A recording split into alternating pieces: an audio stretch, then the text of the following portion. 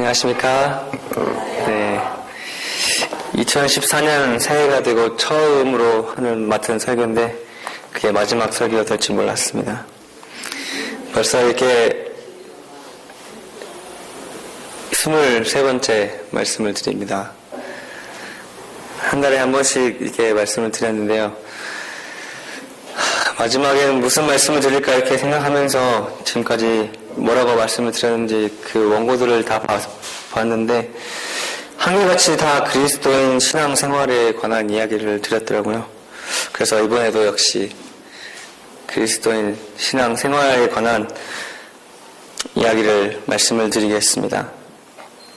오늘 여러분들이 잘 아시는 성경절을 통하여 말씀을 드리려고 합니다.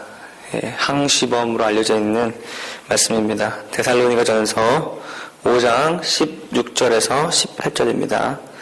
데살로니가전서 5장 16절에서 18절입니다. 대부분 외우고 계실 것이니까 함께 외우시든지 찾아서 읽으시든지 하겠습니다.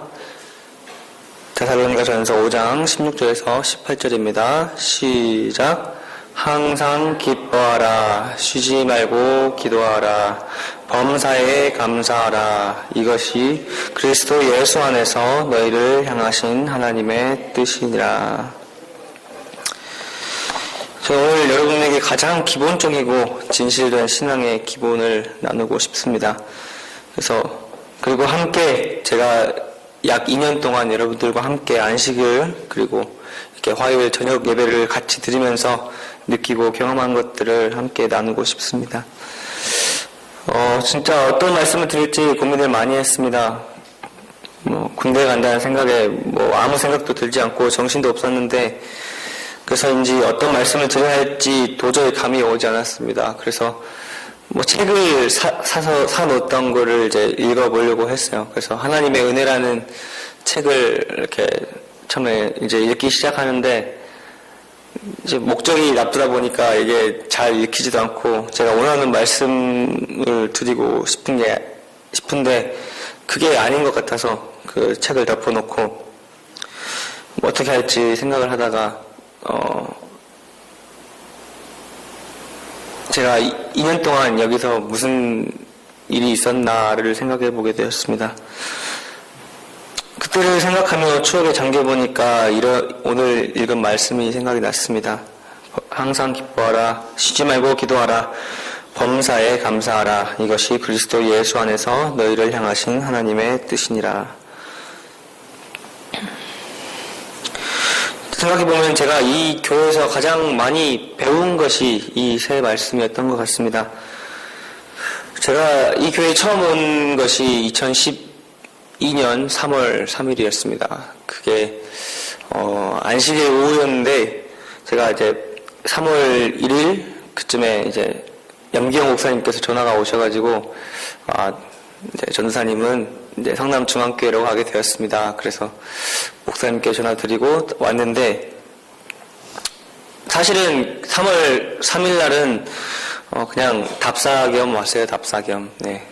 교회가 어떻게 생겼는지 교회는 어떻게 와야 되는지 이렇게 이제 인터넷을 봐가면서 왔는데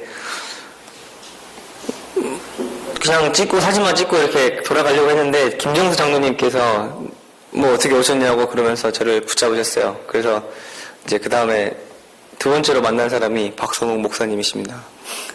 그래서 만나서 이제 교회 투어를 좀 하고 이제 조장로님과 만나고 이런 일이 있었는데요.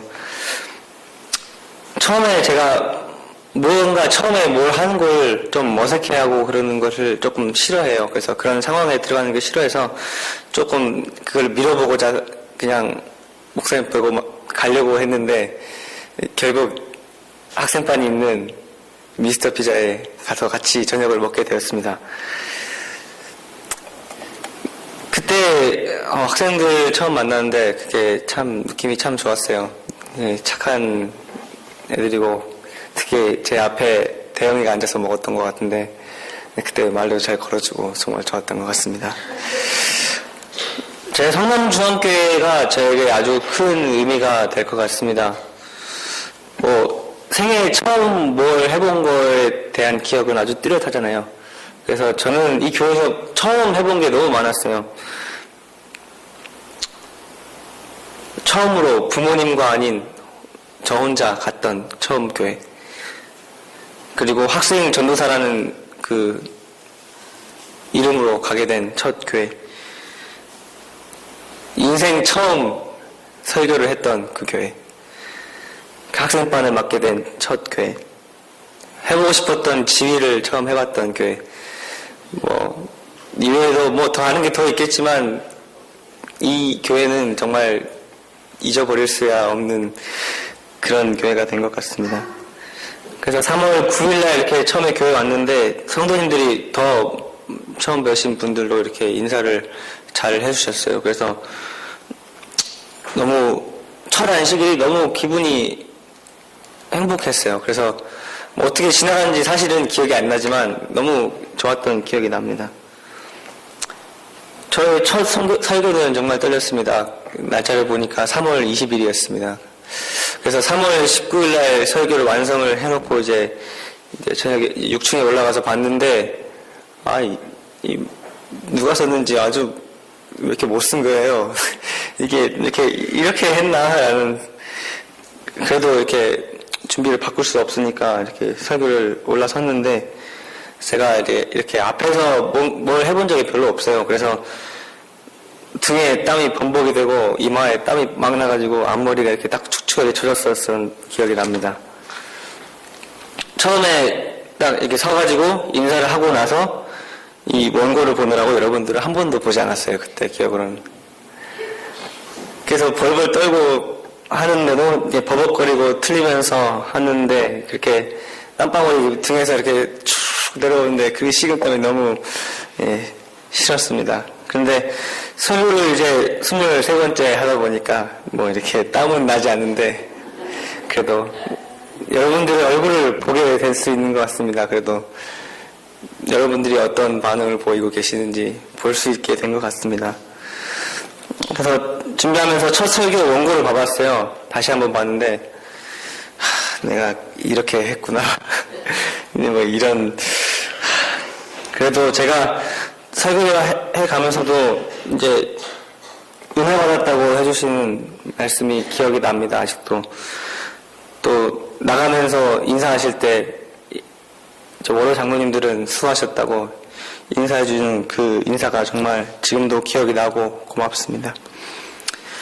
저 학생반을 처음 맡아서 또 하게 됐는데 애들이 또 제가 맡아서 하는 게 학과를 맡아서 해봤는데 그때는 제대로 안 한 것 같고 이제 저 학생들을 이제 처음 맡아서 하는데 처음에는 뭐 할지 모르죠. 모르고 그냥 뭐 해야 될지 하면서 이제 고민도 많이 하고요. 열심히 뭔가를 준비를 했었던 기억이 납니다. 처음에는 같이 잘 따라주다가 쟤들이 또 고등학생이다 보니 이제 자습하고 뭐 하고 그러느라고 주말에 와가지고 힘드니까 이제 하기 싫다고 하고 장판에 뜨끈뜨끈하게 해놓고 엎드려서 자고 있고 그래서 힘이 빠지긴 했지만 그래도 웬만하면 제가 하고 싶어하는 것들을 잘 따라줘서 정말 고마웠습니다. 저도 그 고등학생 때 그렇게 많이 했기 때문에 제가 또 그 마음을 이해하니까 그래도 너무 부담 주고 싶지 않은 마음에 좀 쉬게 했던 기억이 나는데요. 그래도 제가 먼저 지쳐가지고 애들 핑계로 쉰 건 아니었는지 생각을 하게 되었습니다. 또 유한 형이 군대를 가는 바람에 제가 또 찬양대장을 맡게 됐죠. 아마 11월 둘째 주였던 것 같습니다. 너무 해보고 싶었던 거라서 이제 너무 즐겁게 했습니다. 그래서 2012년 찬양 발표 때 은혜 아니면을 여기 앞에서 이렇게 지휘를 하는데 제가 손에 이렇게 하면 이제 이렇게 탁 서시고 이렇게 하면 책을 펴시고 이렇게 하는 그게 너무 기분이 좋고 너무 감사했습니다.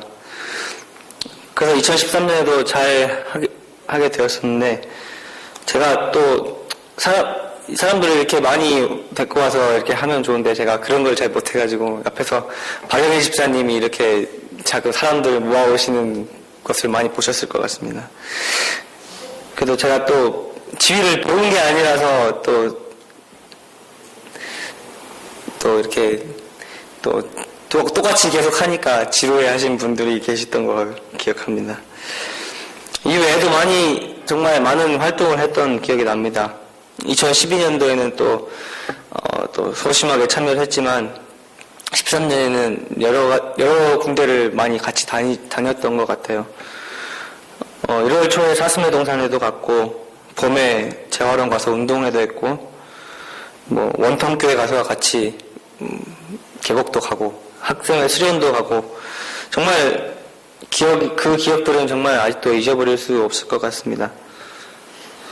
그래서 교회에 오는 게 너무 기뻤어요. 그래서 너무 좋고, 그래서 금요일날 수업을 빼놓고 맨날 12시, 1시에 출발을 해가지고 맨날 교회 2시까지 와가지고 피아노 치고 기다리고 있다가 그랬던 기억이 나는데요. 근데 그 순간순간마다 이제 매주 이렇게 기분이 좋은 건 아니었어요. 막 이렇게 왔다 갔다 하다 보니까 이제 힘이 들었을 때는 제가 안 좋은 면들을 자꾸 보게 됐어요. 그래서 감사하지도 못하고 기뻐할 것도 기뻐하지 못했던 기억이 납니다. 사람이 얼마나 이렇게 교만하고 이기적인지 시간이 지나서 제가 하고 싶은 대로 잘 안 되니까 비관적인 걸 보게 됐던 것 같아요. 가장 먼저 든 생각이 너무 멀었어요, 교회가. 그래서 버스 타고 지하철 타고 환승 2번 하고 지하철 타고 버스 타고 이렇게 오면은 진짜 오는 동안에 몇 번을 졸다가 지나친 적도 있고, 그래서 제 친구들도 보면 다 주변 교회 가서 이렇게 하니까 이렇게 멀리 가지도 않고 저녁 4시쯤 출발해도 넉넉히 가고 그런데, 그래가지고 저는 그렇게 불만이 시작이 됐어요. 왜 나는만 이렇게 멀리 가가지고 이렇게 힘들게 갈까 이렇게 생각도 했는데, 또 이렇게 지하철 타고 나왔는데 버스가 또 앞에 가면 또 뛰어서 잡아야 되니까 이렇게 탁 뛰어가다 보면 이렇게 잡아서 한숨을 쉬면서도 이렇게 내가 이렇게까지 교회를 빨리 가야 되나 이런 생각도 들고 이렇게 하긴 했었는데, 저 얼마 전에 또 김광혜 집사님 되신 김광혜 집사님이 1시간 반 저하고 비슷한 거리에서 오신다는 이야기를 듣고 내가 그게 불평한 거리가 안 되는구나 라는 생각을 하게 됐습니다. 그리고 제 또 선배들도 보면 대구도 가고 광주도 가고 그런 거 보면은 내가 멀리 간 것도 아니었구나 그렇게 하면서 이렇게 선배들과 이야기해 보니까 오히려 그게 더 은혜고 감사할 조건이었던 것 같습니다. 또 그 다음에 제가 또 교회에서 매주 이제 금요일 저녁마다 자고 갔는데, 그때 한두 번이지 집도 아닌 곳에서 이렇게 자다 보니까 여름에는 덥고 겨울에는 춥고 하는 물이 여름에는 냉수마찰하고 좋았는데 겨울에는 못하겠더라고요. 그래서 그때 너무 힘들다는 생각이 들었어요. 그래서 자꾸 이렇게 이제 온수가 나오게 고쳐달라는 말을 잘 못하겠고, 또 그래서 요즘에는 이상구 박사님 쓰던 언수기를 쓰고 있는데, 그렇게 자다 보면은 이제 잠을 잘 못 자니까, 매풍이 좀 심해서 잠을 잘 못 자니까 아침에 이제 좀 밥 먹으러 가면 좀 힘이 없고, 그리고 아침에 이제 저녁에 집에 가면 이제 뻗어가지고, 일요일날 원래 제가 6시면 일어나는 사람인데 8시, 9시까지 자고, 그러니까 안식일보다 일요일 더 안식일처럼 보내고 있더라고요. 그래서 내가 이렇게 불편한데 내가 이렇게 다니니까 좀 힘들다 그런 생각을 했었는데, 저 어떤 친구의 이야기를 들었는데 어정쩡하게 교회가 먼 거예요. 그래서 광주나 대구 그런 것도 아니고, 그런데 그 친구는 교회 잠을 못 자고 그냥 교회로, 그러니까 기숙사로 가는 거예요. 그래서 왜 그러냐고 물어봤더니 교회에 잘 곳이 없대요. 나는 잘 곳이 넘쳐났는데, 나는 잘 곳이 넘쳐났는데도 이렇게 불평을 했었구나. 그냥 방이 한두 개가 있는 것도 아니고, 6층에만 6개, 7개 있는데, 그러면은 그리고 그냥 방이 있는 것도 아니고 장판도 다 있고 에어컨도 있고 한데 내가 그것도 또한 감사의 조건이었구나 라는 생각을 하게 되었습니다. 또 마지막으로 또 찬양들을 맡고 나서는 정말 기분이 좋았다고 말씀드렸는데 하다 보니까 1시에 딱 연습을 하지 않습니까? 하면은 이제 노래를 이제 1시간 거의 연습을 하다 보니까 머리가 아파요. 이제 제대로 발성을 했으면. 애들이 6층에 가가지고 힘이 들어가지고 축 쳐져 있는 거예요. 또 2시부터 내가 뭘 하려고 이렇게 준비를 해가지고 왔는데 애들 힘들어가지고 못하겠다고 한 3시까지 또 자고 있는 거예요. 그리고 자다 일어나면 애들이 정신이 없으니까 또 이렇게 잘 안 되고 그랬어요. 그게 너무 이제 고민이 되는 거예요. 찬양대장으로서는 연습을 잘 시켜야겠는데 학생반으로는 학생 전도사로는 애들을 연습을 많이 시키면 제가 연습 많이 시키면 이제 학습반을 진행을 할 수가 없는 거예요. 그래서 어떻게 해야 될지 생각을 많이 했었습니다. 그럴 때마다 기도를 많이 했던 것 같아요. 애들 어떻게 선택을 해야 될지 기도를 많이 하게 되었던 것 같습니다. 그리고 나서 제가 이제 2013년 그 학생회를 만들면서 생각하게 된 게 저희 학생반 원래 모토 그게 성경절이 이게 한우시범 불리는 방금 읽은 성경절이었습니다. 그 성경절을 보고 또 이제 말씀을 준비하면서 이 성경절을 다시 한번 묵상을 하게 되는데요. 제가 그렇게 불평했던 시간들도 그리고 제가 기쁘게 보냈던 이 안식일들이 정말 다시 생각해보게 되었던 것 같습니다. 이 모든 상황들이 제가 불평할 시간이 아니고 감사하고 기도해야 할 시간이었다는 것을 깨닫게 되었습니다. 일일이 기뻤던 순간을 세어볼 수 없습니다. 최소한 100번은 된 것 같아요. 2년이 거의 다 됐으니까 104번은 된 것 같아요. 매 안식일 기뻤거든요. 제를 오면 특히 어머니는 이렇게 웃으면 제가 저거 보고 참지 그렇게 생각을 할 때가 많았습니다. 그렇게 그런 것 빼고도 기도할 것들, 감사할 것들이 정말 많았던 그런 경험을 했습니다. 저는 오늘 말씀 항상 기뻐하라, 쉬지 말고 기도하라, 범사에 감사라는 바울이 데살로니가 교회에 보냈던 그 권면을 보면서 데살로니가 교회 사람들도 저처럼 얼마나 불평을 많이 했으면 바울이 그런 권면을 했을까라는 생각을 해보았습니다. 그 사람들도 저처럼 좋은 교회에 다니고 있었을지도 모릅니다. 좋은 성도님들과 함께 예배를 매주 드릴 수 있었을지도 모릅니다. 많은 사람들의 은혜와 사랑을 받았음에도 불구하고 감사하지 못했을 것 같다는 생각을 했습니다. 그래서 바울이 이런 말씀을 했을 때 데살로니가 사람들이 변화를 했던 것 같습니다. 데살로니가 후서 1장 3절에 보니까 이런 말씀이 있습니다. 형제들아 우리가 너희를 위하여 항상 하나님께 감사할지니 이것이 당연함은 너희가 믿음이 더욱 자라고 너희가 다 각기 서로 사랑함이 풍성함이니 4절에 너희가 견디고 있는 모든 박해와 환난 중에서 너희 인내와 믿음으로 말미암아 하나님의 여러 교회에서 우리가 친히 자랑하노라. 바울은 전서에서 이렇게 항상 기뻐하라, 쉬지 말고 기도하라, 범사에 감사하라고 권면했습니다. 이것이 하나님의 뜻이라고 말하면서 그렇게 해야 됨을 강조를 했습니다. 그렇게 하고 나서 전서를 보내고 나서 이제 데살로니가 사람들이 그것을 읽고 변화가 되었습니다.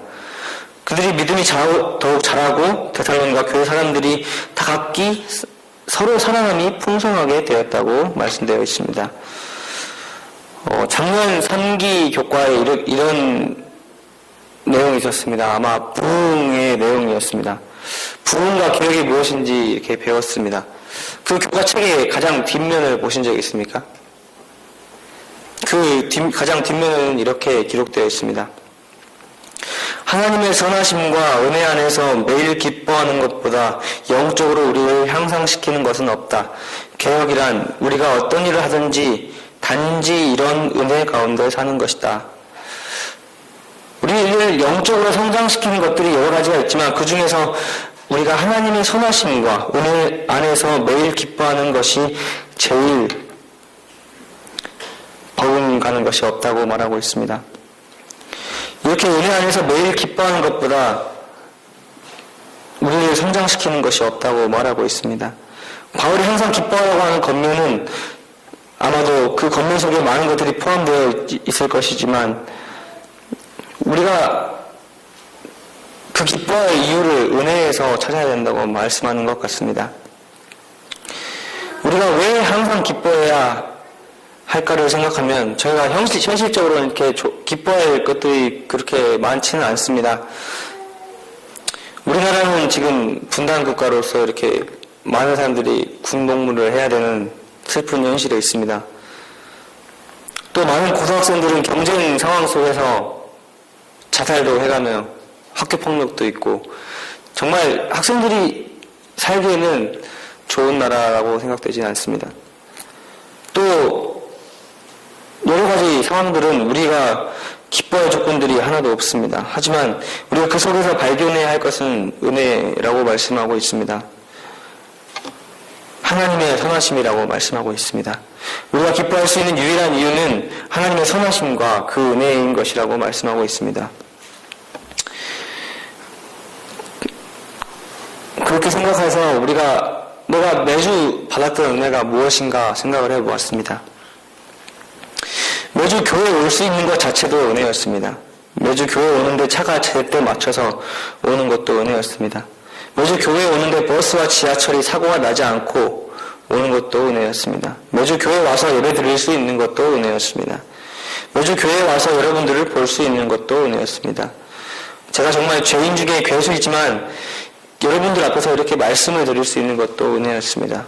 말씀이 정말 부족하고 전달하는 저는 여러분들과 눈도 못 맞추시지만 이렇게 말씀을 전할 수 있는 것도 은혜입니다. 이렇게 교회에서 학생들과 함께 제가 치는 기타에 맞춰서 찬양할 수 있는 것도 은혜였습니다. 제가 부족하지만 학생들이 매주 교회에 와서 이렇게 같이 있어주는 것도 은혜였습니다.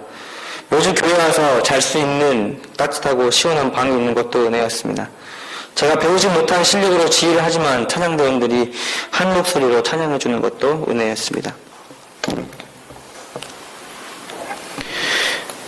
은혜는 받을 자격이 없는 사람에게 주어지는 것입니다. 자격이 없는 사람에게 주어지는 사람이 은혜입니다. 자격이 주어지는 순간 그것은 은혜가 아니라 보상이 됩니다. 자신이 스스로 부족하고 자격이 없는 사람이라고 느끼는 순간 우리는 은혜를 발견하게 될 것입니다.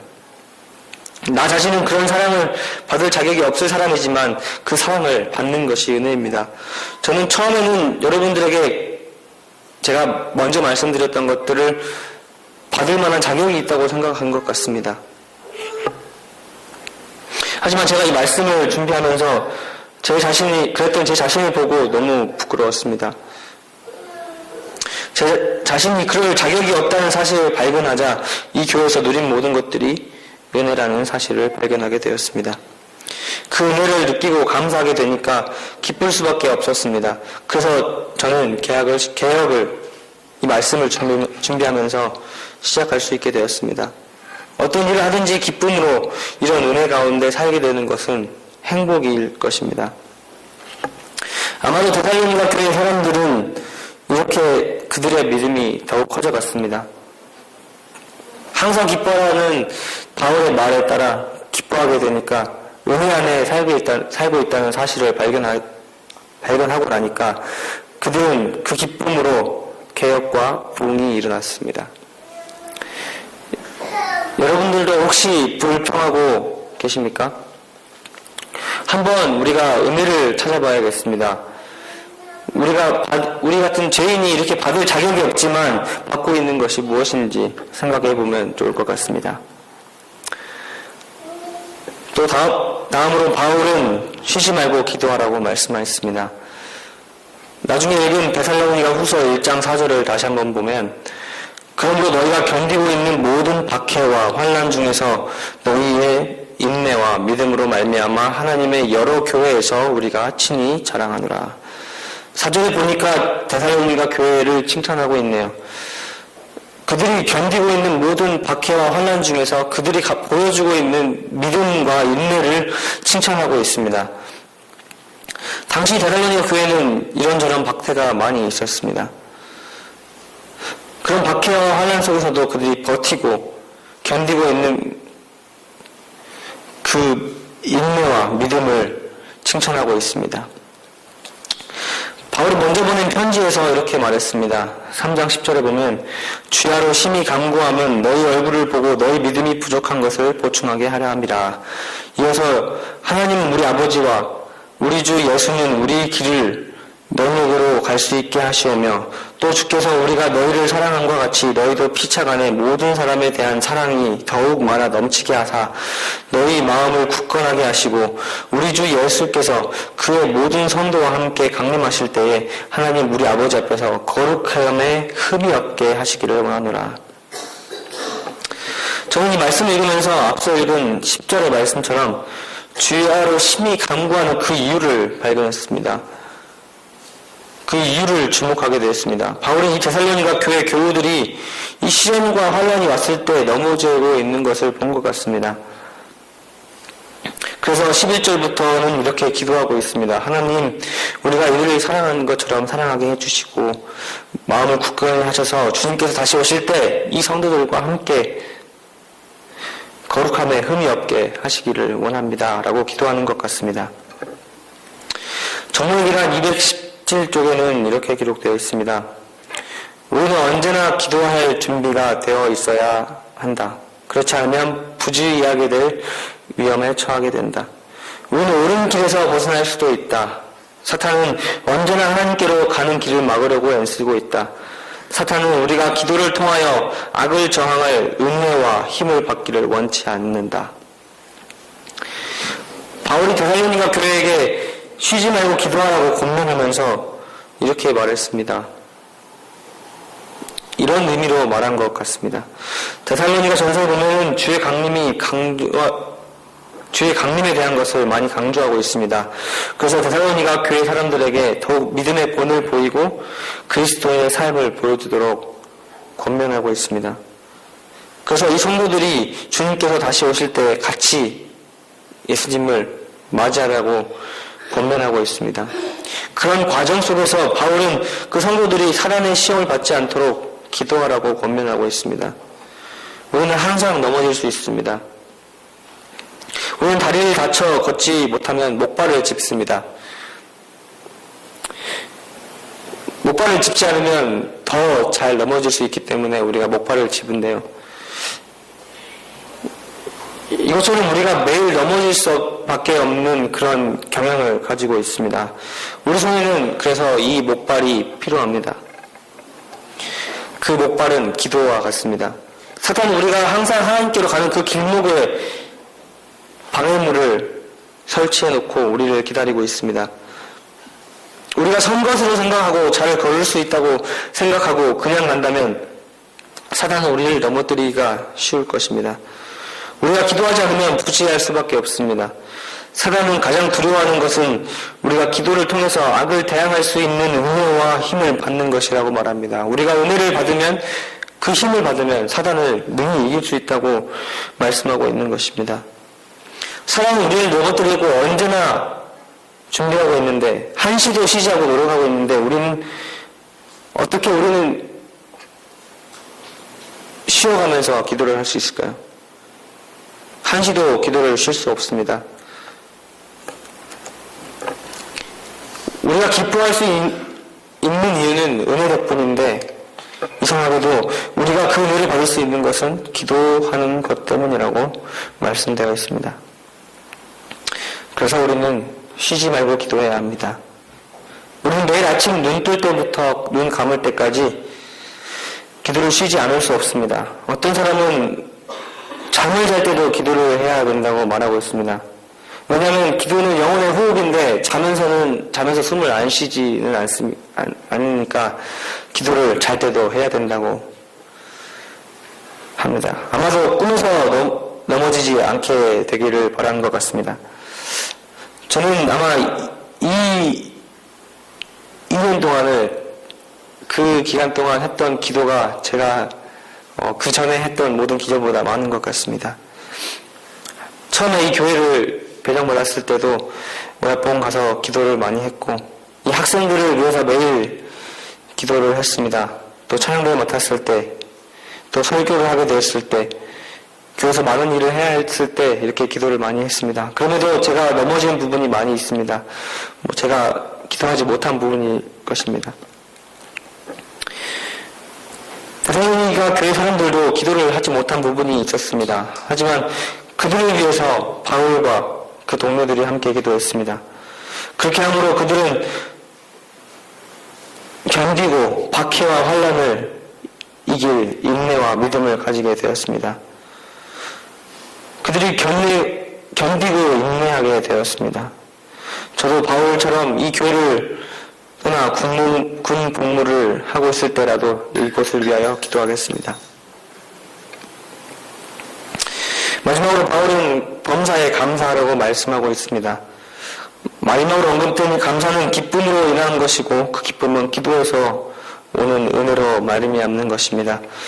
우리가 쉬지 않고 기도한다면 은혜를 받게 될 것이고 우리는 그 은혜를 발견하고 기뻐하게 되고 감사하게 될 것입니다. 탕자의 비유에 보면은 탕자는 감사하는 사람이 아니었습니다. 실무교훈에는 이렇게 나와 있습니다. 비록 하나님의 사랑과 축복에 둘러싸여 살지만 방종과 죄악적 쾌락에 몰두하는 죄인이 하나님께로부터 떠나가는 것만큼 바라는 것이 없다. 탕자처럼 사랑과 축복에 둘러싸여 있음에도 불구하고 감사할 줄 모르고 세상 방종과 죄악적 쾌락에 몰두하고 하나님께로부터 떠나게 되는 것입니다. 그러면서 이렇게 언급되어 있습니다. 죄인은 감사하지 않는 탕자와 같이 하나님께서 주시는 모든 선물을 마치 자기가 응당 받아야 할 권리라고 생각하고 주장한다. 그는 그것을 당연한 것으로 생각하고 아무런 감사도 돌리지 않을 뿐 아니라 아무런 사랑의 봉사도 하지 않는다. 그가 받는 모든 사랑과 축복이 모두 받아 마땅한 것이라고 생각하고 있는 것이 죄인이었습니다. 감사하지 못하는 것을 죄라고 선언하는 것 같습니다. 제가 바로 그런 죄를 지었던 것 같습니다. 말씀을 준비하면서 이렇게 감사의 조건들을 모르고 지냈던 저를 회개하는 시간이 되었습니다.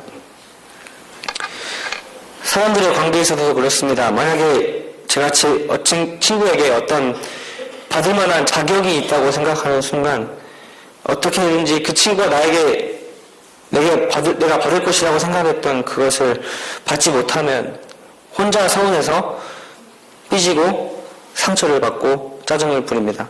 그렇게 되면 그 관계가 깨어지기 쉽습니다. 우리와 하나님과의 관계에 있어서도 그런 것 같습니다.